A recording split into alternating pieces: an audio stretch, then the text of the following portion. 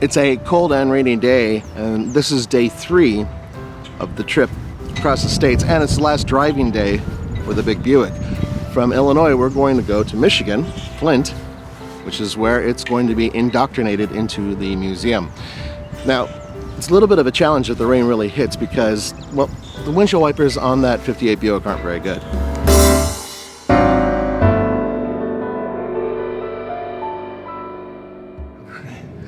Jeremy, can you give me the personal history on this car? Yes, Edwin Hendricks bought the car, I believe, from his brother-in-law. It was a Colorado car, and he, over the years, had really kind of tinkered around with it, and then work intensified really in 2008. I know they went through 3 or 4 interior people trying to get the interior just right, but Edwin contacted the museum fall last year and asked if we wouldn't mind taking it. Once he was sick at the time, and once he passed on, he wanted to find a home for it.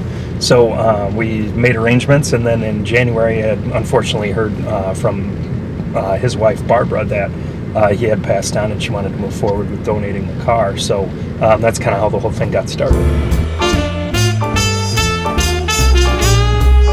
Now, you've been warming this baby up for a while, and one thing that a lot of people don't realize is back in the day, these cars really did need to be warmed up. And this one in particular, given how old it is much happier after being warmed up for, let's say, around 10 minutes. And if you don't warm it up, what happens? Yeah, the first time you drop it into gear, it stalls out and you have to start the whole thing over again. Yeah, it kind of has a personality of its own. You know, we get into the habit of saying warm up the car, and I think we mean, turn the heat on and get the the interior warm, not necessarily the engine. But yeah, it was something that, had to be done. Somebody saying, I'm going to go start the car. It was, not just jumping in and turning the key. It was, maybe a couple false starts here and there, and then sitting and let it warm up. But yeah, once she gets warms up, it runs like a top.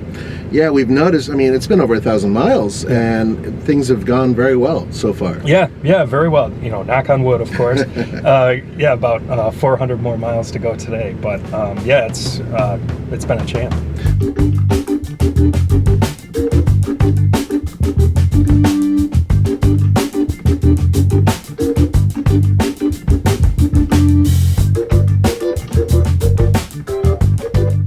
I have a camera mounted on the outside of the vehicle, and I need the window open, and it's about 38 degrees outside. And we're in process of closing this thing out. Tomorrow we're going to arrive at the museum and park the Buick in there, and basically that's the end of the Buick's traveling days. There will be opportunities for it to go into parades and be occasionally exercised, maybe fundraisers and whatnot, but realistically, this is the end of the road.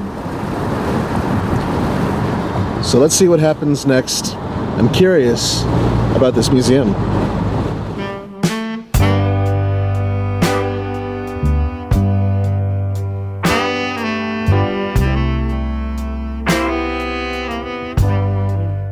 You guys, 1,300 miles? Yeah. And 1,300 miles and not one major incident. We took several scenic detours. Yes. But that was okay. It's the name of the game. And what a way to end it. Yeah.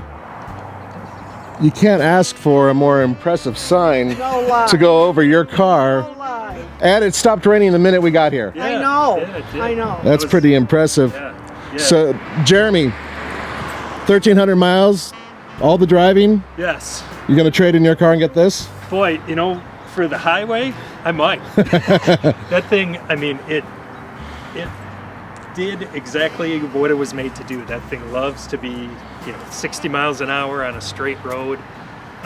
There's nothing like it. It's like you're sitting in your living room. City driving is another story, but boy, it can't be beat.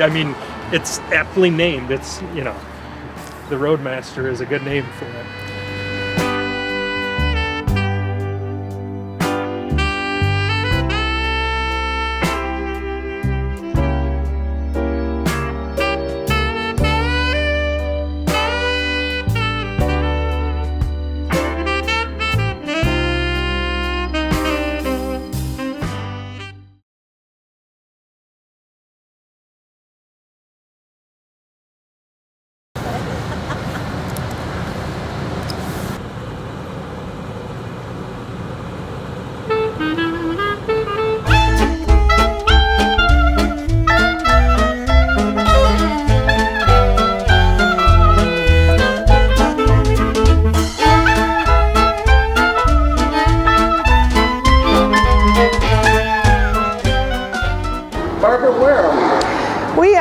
now in the Buick Gallery at the Sloan Longway Museum in Flint, Michigan.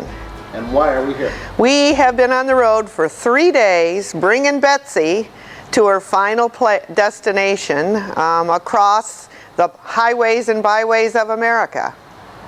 Now, your husband Ed basically took Betsy from kind of a rust bucket to what we're seeing today. Exactly. And it's such a fine example that this museum, which is, this wing is dedicated to Buicks, was willing to take it and keep it, which is rather extraordinary when you think about it. But the question is, how do you feel about it? I am so happy that I could make Ed's dream come true.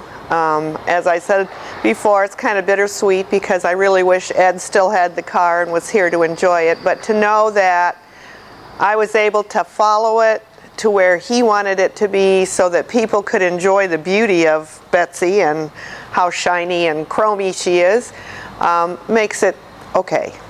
And there you have it.